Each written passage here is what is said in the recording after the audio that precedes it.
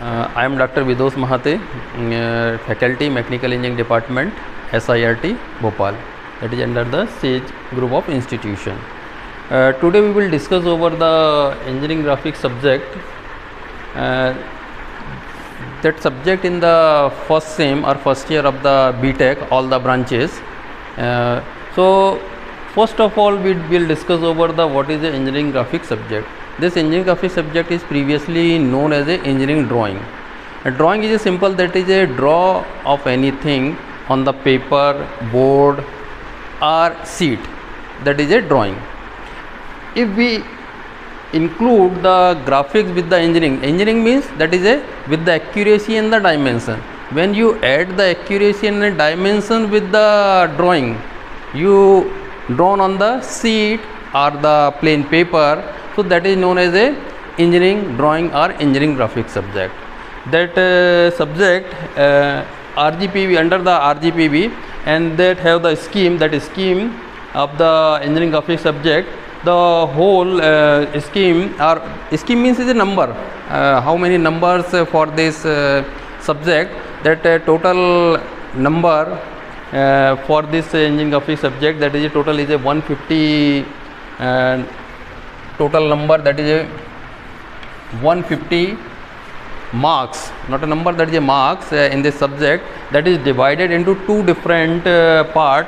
First one is a theory part and second one is a that is a practical part. Theory part, that is a further divided into the three different parts. First one that is a end semester. End semester means that exam will be taken by the university. So this one is a theory part which will taken by the university. Another that remaining part, that is a mid-sem test, that have the 20 marks, which is conducted in the college. And remaining, that is a quiz or assignment, that is a quiz and assignment which submitted by the student, that have the marks of 10.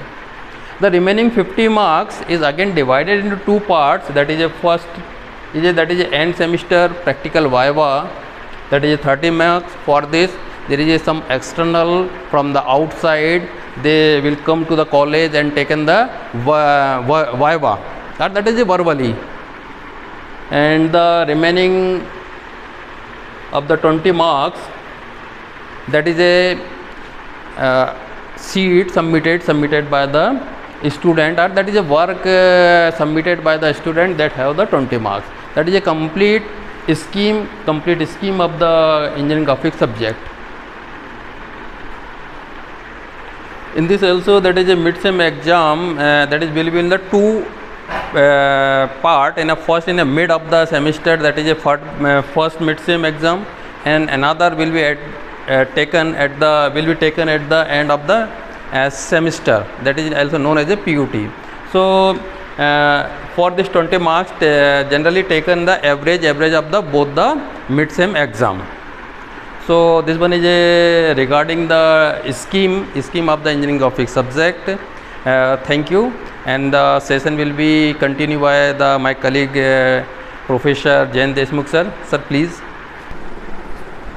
Hello my dear students, I am Jain Deshmukh, Assistant Professor Mechanical Engineering Department, SAGE. Now I am describing you the syllabus of engineering graphics. As you know, what is engineering graphics? Engineering graphics is the language of an engineer.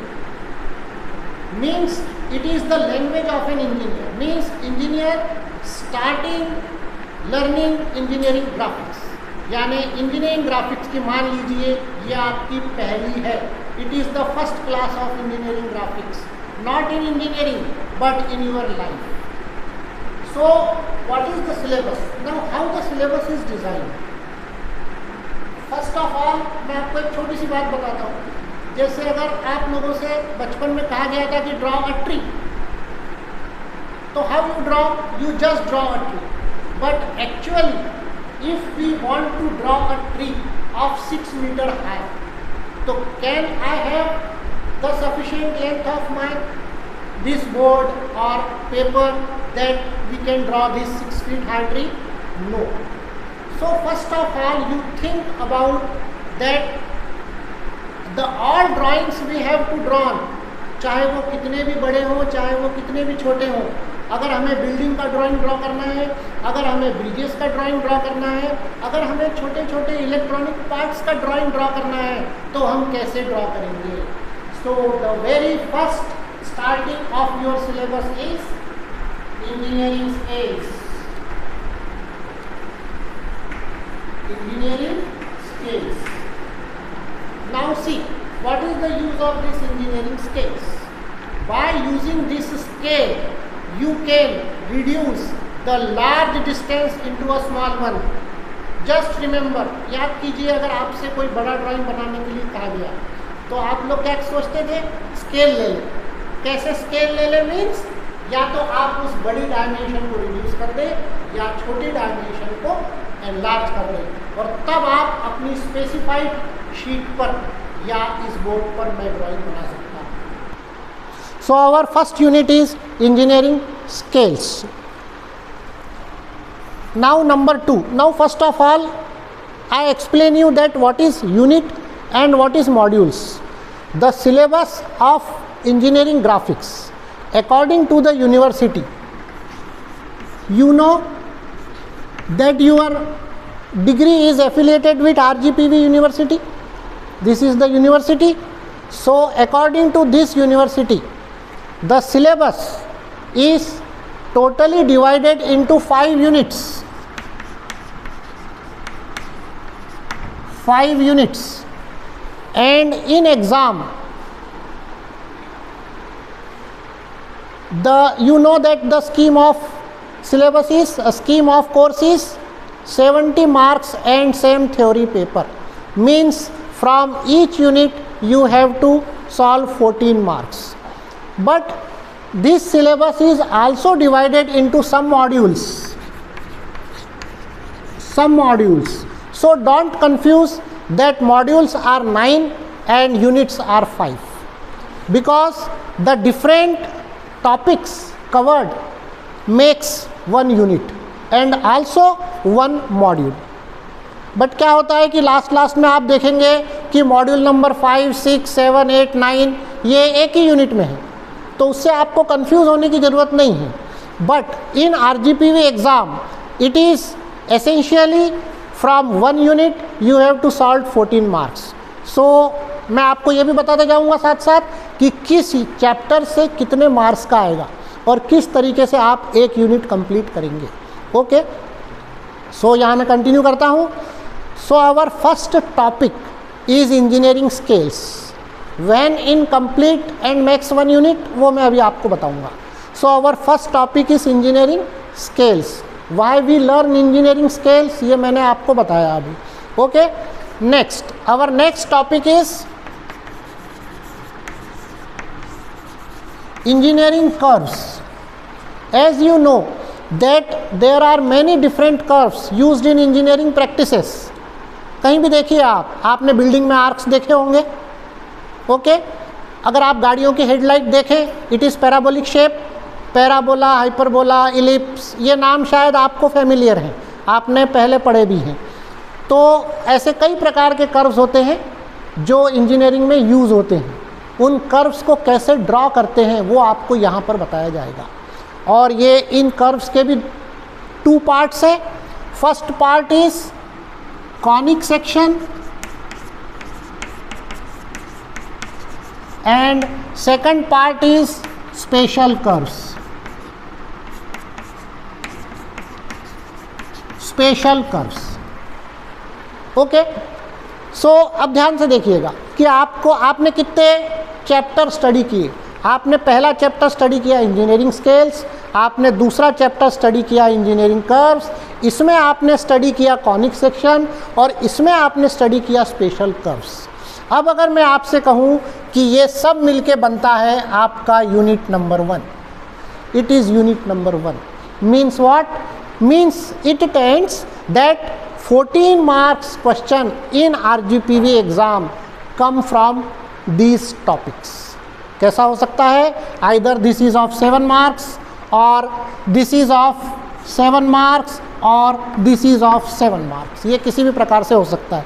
इन दो के बीच में और भी लग सकता है या फिर इन दोनों में से कोई एक भी आ सकता है, but these topics covers 1 unit that is of 14 marks. Okay, so now our third topic is projections. कई प्रकार के projections होते हैं, तो हम यहाँ पे स्टार्ट करेंगे ऑर्थोग्राफिक प्रोजेक्शन. सो प्रोजेक्शन का जो टॉपिक है it is very important topic, because projection का मतलब होता है draw the images of any object on a plane. तो बताइए कितने प्रकार के ऑब्जेक्ट्स हो सकते हैं? दुनिया में कई प्रकार के ऑब्जेक्ट्स हैं, उन सब का ड्राइंग आपको आपके प्लेन पेपर पर ड्रॉ करना आना चाहिए. और इसके लिए प्रोजेक्शन 3 to 4 टाइप्स होते हैं, वो अपन बाद में देखेंगे. लेकिन अभी आपका जो टॉपिक स्टार्ट होता है that is from orthographic projection. और इसके अंडर आप सबसे पहले पढ़ते हैं प्रोजेक्शन ऑफ पॉइंट. आपको याद होगा, आपने अगर कोऑर्डिनेट ज्योमेट्री स्टार्ट करी होगी तो सबसे पहले आपने किस ऑब्जेक्ट को मार्क किया था? That is point. So the simplest object is point, and step by step we go further for projection. So सबसे पहले हम ड्रॉ करते हैं projection of point. This is the simplest object and you know how it looks. Point का अगर आप कोई भी व्यू बनाएं, पॉइंट को कहीं से भी देखें, अगर आपसे कहा जाए कि पॉइंट का ड्राइंग बनाइए, आप आसानी से बना सकते हैं. ये बन गया आपका पॉइंट. ओके, सो इसी तरीके से स्टेप बाय स्टेप हम स्टार्ट करते हैं. सबसे पहले आप पढ़ते हैं प्रोजेक्शन ऑफ पॉइंट, उसके बाद आप पढ़ेंगे प्रोजेक्शन ऑफ स्ट्रेट लाइन. देखिए ध्यान से, ये धीरे धीरे आपका स्लाइटली इंक्रीज होगा. सबसे पहले आपको पॉइंट बताया गया, फिर स्ट्रेट लाइन. अब पॉइंट में हम मान के चले कोई डायमेंशन नहीं है, लेकिन स्ट्रेट लाइन में एक डायमेंशन आएगी दैट इज़ लेंथ. और इसी तरह से डायमेंशन वाइज आप धीरे धीरे आगे बढ़ते जाएंगे. अब ये चैप्टर नंबर 3 ये आपका कवर करेगा या कहलाएगा second unit. It is your second unit. Means what do you mean by this? आपको मैंने अभी इसके पहले बताया था, according to the syllabus in your theory paper from 1 unit 14 marks question is compulsorily attempted. Means second unit से आपको 14 marks का क्वेश्चन आएगा. And as compare to other syllabus this takes very less time and also easy. So try to understand very perfectly this topic. Why? There are two reasons. Simple सी बात है, मैं यहाँ से स्टार्ट कर रहा हूँ. अगर आपको स्टार्टिंग समझ में आ गई तो इसके आगे आप बहुत अच्छे से समझते जाओगे. सो आपको इस स्टार्टिंग को बहुत अच्छे से करना है. सो ये आपको पूरा अटेम्प्ट करेगा 14 marks.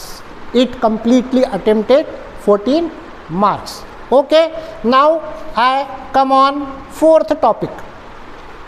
Your fourth topic is projection of planes. Projection of planes. देखिएगा ध्यान से, हम कैसे सिंसियरली या स्टेप बाय स्टेप आगे चल रहे हैं. पहले आपने पॉइंट किया, फिर आपने स्ट्रेट लाइन किया, अब आप करेंगे प्लेन. प्लेन आपको पता है, प्लेन में 2 डायमेंशंस होंगी, that is length and height. This is a plane, है ना. और ये प्लेन्स वगैरह आप लोगों ने कोऑर्डिनेट ज्योमेट्री में बहुत बनाए हैं, ठीक है. रेक्टेंगुलर प्लेन, है ना. तो projection of plane is our fourth topic. It is your topic, not unit. Now I come on fifth topic. It is projection of solids. फिर देखिए ध्यान से, हम एक डायमेंशन और आगे गए. यहाँ कोई डायमेंशन नहीं थी, स्ट्रेट लाइन की एक डायमेंशन आई दैट इज़ लेंथ. प्लेन में 2 डायमेंशन आई that is length and height. और अब आता है सॉलिड. सॉलिड में 3 डायमेंशंस होती हैं. तो ये है आपका 5th chapter. It is projection of solid. Now these 2 chapters, plane and solid, combined makes your 3rd unit. Means what? Means 3rd unit से भी आपको 14 मार्क्स का आएगा. यानी आपको यहाँ से 14 मार्क्स का क्वेश्चन एग्ज़ाम में अटेम्प्ट करना है। अब आप लोग प्लान करिए, दिस 7 मार्क्स और दिस 14 मार्क्स और this 14 marks. Hello students, so again welcome. I want to welcome you. I am Professor Dilip Jigyasi, working as Dean Academics in SIRT, the SAGE Group Bhopal. I am also a faculty of Mechanical Engineering Department. Earlier you have listened in this video by Dr. Vidosh Mahaty and Professor Jain Deshmukh sir. In that continuation, I am also want to continue and share some thought about this beautiful subject that will be engineering graphics. As already told by both the senior members, that graphics will be the language of an engineer, because without graphics you cannot put your imaginations into the actual. Just again I want to continue जो आपको भी sir बता रहे थे, मैं भी syllabus के बारे में कुछ आपसे बात करना चाहता हूँ. If I want to relate this graphics with the geometry, in the school level we have studied geometry. अगर आपको याद हो कि स्कूल में शायद मे बी 6th स्टैंडर्ड में आपने सबसे पहले ज्योमेट्री पढ़ना स्टार्ट किया होगा. और मैं अपने एक्सपीरियंस से बताऊं कि जब मैंने पहली बार ज्योमेट्री बॉक्स लिया था तो मेरे लिए बहुत फैसिनेटिंग चीज़ थी, क्योंकि ज्योमेट्री मुझे क्यों अच्छी लगती थी कि उसमें डिफरेंट टूल्स यूज करके मैं डिफरेंट फिगर्स बनाता था, ज्योमेट्रिकल फिगर्स. तो स्कूल में हो सकता है आप में से बहुत सारों को ज्योमेट्री बहुत अच्छी लगती होगी. आप may be your statement will be your like geometry और sometimes people do not like geometry, है ना. That is a different perspective from the different people's point of view. But जैसे ज्योमेट्री में अगर आपको याद हो, हमारी ग्राफिक्स भी ज्योमेट्री है. Actually we call this geometrical drawing. Engineering graphics will be divided into two types of drawings, two or you can say multiple types of drawings. The first type of drawing will be known as geometrical drawing. Then when we shift to the branches, then there will be civil engineering drawing, there will be mechanical engineering drawing will be there will be electrical and electronics drawing. Mechanical वाले mechanical machines की drawing बनाते हैं, civil वाले civil की drawing बनाते हैं. Electrical people आपको मालूम है इलेक्ट्रिकल की पूरी केबलिंग होती है, एक सिटी का पूरा नेटवर्क बनता है. इलेक्ट्रॉनिक कंपोनेंट के बारे में आप जानते ही हैं, आजकल माइक्रो में होते हैं. तो हर चीज़ की ड्राइंग बनती है. इवन ड्राइंग इतना सिंपल सा वर्ड है कि मेरे दिमाग में कोई भी थॉट आता है तो मैं उसको रियल में लेके आना, तो मैं with the help of drawing लेके आता हूँ. जैसे मैं सब्जेक्ट की बात थोड़ी सी मैं भी करूँगा, आगे देशमुख सर आगे कंटिन्यू करेंगे और टॉपिक्स बताएंगे. ऑलरेडी उन्होंने आपको बताया कि हमारा सिलेबस जो है कुछ यूनिट सिस्टम में है, कुछ आपको स्ट्रेस देना है कि कौन से टॉपिक से कितने मार्क्स आते हैं. तो उस पर आप ज़्यादा स्ट्रेस देंगे तो मुझे लगता है सब्जेक्ट को क्रैक करना ज़्यादा ईजी होगा. ड्राइंग के बारे में, हमारे ग्राफिक्स सब्जेक्ट के बारे में काफ़ी रूमर्स भी हैं. कुछ लोगों को लगता है बहुत ईजी सब्जेक्ट है जब वो एंजॉय करते हैं, but sometimes rumour will be there this will be a difficult subject. But मुझे लगता है इंजीनियरिंग ग्राफिक्स का शॉर्ट फॉर्म ईजी होता है and this will be very easy subject, है ना. जो मेरा थॉट है और हम सबका थॉट है. तो मैं सब्जेक्ट की बात करूँ ज्योमेट्री में, तो आपको याद हो ज्योमेट्री में जैसे सर ने बताया कि आपने सबसे पहले पॉइंट ही पढ़ा था. अब देखिए जब ज्योमेट्री की बात होती है तो डायमेंशन की बात होती है. पॉइंट में कोई भी डायमेंशन नहीं होता. You can call that point will be a 0 dimension figure. फिर सर ने सेकंड टॉपिक बताया that will be projection of straight line. Straight line में सिंगल डायमेंशन होता है, इसमें सिर्फ लेंथ होती है, तो that is a 1D figure. Then after that sir told you that about projection of planes. Plane figure आप जानते हैं कि रेक्टेंगल आपको हमेशा दिखता है. हमारे ड्राइंग बोर्ड का शेप हमेशा रेक्टेंगल होता है. आपका नोटबुक रेक्टेंगल है. ट्रायंगल्स आपने देखे हुए हैं, स्क्वायर देखा हुआ है. ऐसे डिफरेंट प्लेन फिगर्स के आप नाम जानते हैं. सर्कल सब लोग पहचानते हैं. तो plane will be the next topic. और प्लेन की ज्योमेट्री में आपने काफ़ी फिगर्स बनाए हैं. हम लोग यहाँ रेगुलर प्लेन्स यूज करेंगे, ये डिफरेंट है. इसके बाद सॉलिड्स की बात करूँ तो सॉलिड हर चीज़ सॉलिड है. मेरी बॉडी भी सॉलिड है. कोई भी ऑब्जेक्ट की बात करें आप, है ना, हमारी अर्थ जो है सॉलिड है, दैट इज़ ए स्फीयर. तो बहुत सारे सॉलिड्स के नेम अभी आपके दिमाग में आ रहे होंगे. आपने मेंसुरेशन में शायद सॉलिड्स का वॉल्यूम निकाला होगा, उनका सरफेस एरिया फाइंड किया होगा. लेकिन अब हम क्या करने वाले हैं, हम सॉलिड को ड्रॉ करने वाले हैं. तो ये बड़ा इंटरेस्टिंग सा टॉपिक है. आगे जयंत सर फिर से कंटिन्यू करेंगे, है ना. Thank you. So our next topic is sections of solids. Now see here projection ends. So what we studied, हमने क्या क्या देख लिया? Projection of point, projection of line, projection of plane, projection of solid. Means this combined your projection. Means अब आपको projection का मतलब क्या है? क्लियर. आपको किसी भी ऑब्जेक्ट को ड्रॉ करना है ना. तो वो ड्रॉ करने के जो अलग अलग तरीके रहते हैं वो अपन बाद में अलग अलग टॉपिक्स में देखेंगे. अभी आप इतना समझिएगा कि projection means draw the image of any object on a plane. Okay. So अब यहाँ प्रोजेक्शन खत्म हो गया, अब यहाँ आ गया section, sections of solid, means these are the application of projection. आप लोगों ने प्रोजेक्शन सीख लिया, आप लोगों को प्रोजेक्शन आ गया, मीन्स अब आप किसी भी ऑब्जेक्ट का ड्राइंग बना सकते हैं। तो अब देखिए हमें क्या सीखना है, अब हमें सीखना है सेक्शंस ऑफ सॉलिड, यानी हम ड्राइंग को अब थोड़ा और आगे बढ़ाते हैं। सेक्शन ऑफ सॉलिड का मतलब होता है, आप लोग याद करिए कॉनिक सेक्शन, ये नाम आप लोगों ने सुना होगा। कॉनिक सेक्शन का मतलब क्या होता है कि अगर हम किसी कोन को कट करते हैं तब हमें जो सेक्शन पार्ट दिखाई देता है, यानी कटा हुआ पोर्शन, वो होता है conic section. And conic sections are ellipse, parabola and hyperbola. Means अब हमको किसी भी ऑब्जेक्ट को कट करना है और कट करने के बाद वो ऑब्जेक्ट कैसा दिखाई देगा हमें वो ड्रॉ करना है। इसकी एप्लीकेशंस होती है मैकेनिकल इंजीनियरिंग में। जैसे किसी भी मशीन को अपन एज्यूम करते हैं कि अपन ने उसको आधा कट कर दिया, क्यों? तब तो आपको उसके हिडन पार्ट्स दिखाई देंगे, लेकिन अगर आप उन हिडन पार्ट्स को डायरेक्टली ड्रॉ करते हो तो वो आपको समझ में नहीं आएंगे, ठीक है। So this is an application which is used in mechanical engineering and development of surfaces. Now see, development of surfaces यानी किसी भी सरफेस को डेवलप करना। अब ध्यान देखिए, बता सकते हैं आप कि आपने लिफाफा कैसे बनाया? An envelope, any box of मिठाई का डब्बा। मिठाई का डब्बा कैसे बनता है?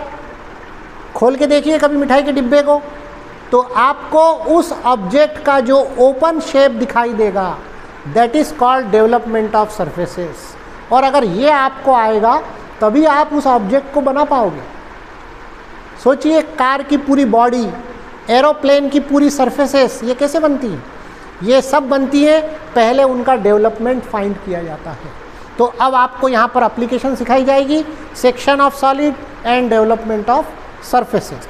और ये दोनों यूनिट मिलके आपका ये दोनों टॉपिक्स मिलके आपका नेक्स्ट यूनिट तैयार होगा। It is unit number 4। इसका मतलब अब इस यूनिट नंबर 4 से भी आपको 14 मार्क्स का क्वेश्चन आएगा। वो पैटर्न कैसा भी हो सकता है, दिस 7 और दिस 14 और दिस 14, पैटर्न कुछ भी हो सकता है। Yes students, so already sir discussed with you about these two new topics, that is sections of solid. Already sir told you section of solid will be just cutting a solid. अगर मैं बहुत एक simple सा example दूं, जैसे भोपाल में MP नगर जैसा area है ना, जहाँ बहुत सारी बिल्डिंग्स हैं, प्लॉट साइज ऑलमोस्ट सेम होती हैं। अगर मैं किसी भी बिल्डिंग का टॉप व्यू देखूँ, हमारी ड्राइंग में हम लोग प्रोजेक्शन में 2 व्यू बहुत बनाते हैं, आपने सुना भी होगा। One will be the front view, when you look from the front, जैसे अभी आप फ्रंट कैमरा से मुझे देख रहे हैं तो मेरा ये फ्रंट व्यू है। If you look from the top, that is top view. तो अगर MP नगर जैसे एरिया में जो एक कॉमर्शियल एरिया है, अगर मैं किसी भी बिल्डिंग का टॉप व्यू देखूँ तो that will be a rectangle. But do you think that all the buildings are same? No. तो अगर मैं किसी बिल्डिंग का टॉप व्यू बनाऊँ तो उससे मुझे बिल्डिंग का इंटीरियर पता नहीं चलता, तो वहाँ पर ये सेक्शनिंग काम आती है। सिविल इंजीनियर सबसे ज़्यादा यूज करते हैं, मैकेनिकल इंजीनियर भी यूज करेंगे, इलेक्ट्रिकल भी करेंगे। मतलब किसी भी इलेक्ट्रॉनिक आइटम है या ऑब्जेक्ट है, आप कंप्यूटर इंजीनियर हैं, आप CPU, आपको या कोई मॉनिटर बाहर से आपको एक डब्बा दिख रहा है, उसके अंदर क्या पार्ट है, तो मुझे उसको सेक्शन करके उसकी ड्राइंग बनानी पड़ेगी। So that is the purpose of sectioning of any solid. आगे जब आप पढ़ेंगे तो काफ़ी हम डिटेल में बात करेंगे। एक और बहुत इंटरेस्टिंग टॉपिक है, that is development of surface. ये हमेशा से मेरा बहुत फेवरेट टॉपिक है और शायद जब आप भी इसके बारे में सुनेंगे तो आपका भी फेवरेट ही है। स्कूल में आपने क्राफ्ट वर्क बहुत किया है। In the craft work normally what you do, you can draw solids with the help of papers. यहाँ मैं रिवर्स करने वाला हूँ। What I am going to suppose that there will be a solid and that is wrapped by a thin sheet of paper. जैसे मैं आपसे बात करूँ, आप बर्थडे मनाते ही होंगे और अभी भी आप इस एज में हैं कि आपको बर्थडे गिफ्ट भी मिलते होंगे। और नॉर्मली जो बर्थडे गिफ्ट होता है वो किसी ग्लॉसी पेपर में रैप होके आता है, और जब आप उस गिफ्ट को ओपन करते हैं तो most of the time the shape of the paper will be a rectangle और may be a square, but that is not the real shape of that box. वो रेक्टेंगल या स्क्वायर क्यों होता है? क्योंकि वो लोग एक्स्ट्रा पेपर फोल्ड करते हुए उसको रैप करते हैं। डेवलपमेंट में हम क्या करने वाले हैं कि what we are going to suppose कि एक कोई सॉलिड है और वो किसी पेपर से रैप किया हुआ है और मैं उस पेपर को कट करूँ और किसी फ्लैट सरफेस पे लाए कर दूँ। तो बड़ा इंटरेस्टिंग टॉपिक है। जैसे अभी आपको सर ने कुछ एग्जांपल्स भी बताया कि बहुत सारे शीट मेटल इंडस्ट्री में हम सबसे ज़्यादा यूज करते हैं इसका, बहुत सारे बॉक्सेस कार्टून्स बनाने के लिए, और आपने भी क्राफ्ट वर्क में जैसे पहले किया ही है। तो दोनों बड़े इंटरेस्टिंग टॉपिक हैं और मुझे ये रियल लाइफ टॉपिक्स भी लगते हैं। जैसे हम लोग हमेशा एप्लीकेशन की बात करते हैं कि ड्राइंग का कहाँ यूज होगा, मैंने सॉलिड्स क्यों पढ़े, सॉलिड्स की ड्राइंग क्यों बनाई। तो ये देखिए जब मैं सेक्शन करना चालू करूँगा, डेवलपमेंट करना चालू करूँगा, ये रियल लाइफ टॉपिक्स हैं। मुझे लगता है आप बहुत एंजॉय भी करेंगे, न सिर्फ सिविल वाले, मैकेनिकल वाले, but even computer people. Thank you, है ना, आगे सर कंटिन्यू करेंगे। Thank you. So our 8th topic is isometric projection. It is named projection, means it is another type of projection. ज़रा ध्यान रखिएगा कि अपन ने इसके पहले क्या पढ़ा, आर्थोग्राफिक प्रोजेक्शन। मैंने आपसे कहा था प्रोजेक्शन के कई टाइप्स होते हैं, जब अपन डिटेल में पढ़ेंगे तब मैं आपको उनके सारे टाइप्स बताऊंगा, है ना। लेकिन ये भी प्रोजेक्शन है, इसका मतलब it is one more type of projection. So in projections में आपने क्या किया था, आर्थोग्राफिक प्रोजेक्शन में जनरली हम क्या करते हैं, ऑब्जेक्ट के 2 और मोर देन 2 व्यूज़ बनाते हैं, मिनिमम 2 व्यूज़ कंपलसरी है ना। जैसे आपने फ्रंट व्यू बनाया, टॉप व्यू बनाया, तो मिनिमम 2 व्यूज़ कंपलसरी, फिर आप साइड व्यू बनाइए, लेफ्ट हैंड साइड व्यू, जितने व्यू चाहें आप बना सकते हैं ऑब्जेक्ट को समझने के लिए। That is orthographic projection. Now it is isometric projection. Isometric projection means it is only one view projection, यानी हम एक ही व्यू ऐसा बनाएंगे जिसमें आपको ऑब्जेक्ट समझ में आ जाए। बताइए ये कैसा व्यू होगा, it is a 3D view. आप लोगों ने 3D व्यूज़ देखे हैं, 3 डायमेंशनल व्यू, तो किसी भी ऑब्जेक्ट का 3 डायमेंशनल व्यू कैसे बनाना ये आप यहाँ सीखेंगे। अभी तक आपने सीखा 2 डायमेंशनल व्यूज़ बनाना, फिर आपने सीखा ऑब्जेक्ट को कट करके व्यूज़ बनाना, फिर आपने सीखा पूरे ऑब्जेक्ट की सारी सर्फेसेस को डेवलप करना, अब आप सीख रहे हैं उस ऑब्जेक्ट का 3D व्यू बनाना। तो ये है आपका isometric projection, it is 3 dimensional projection.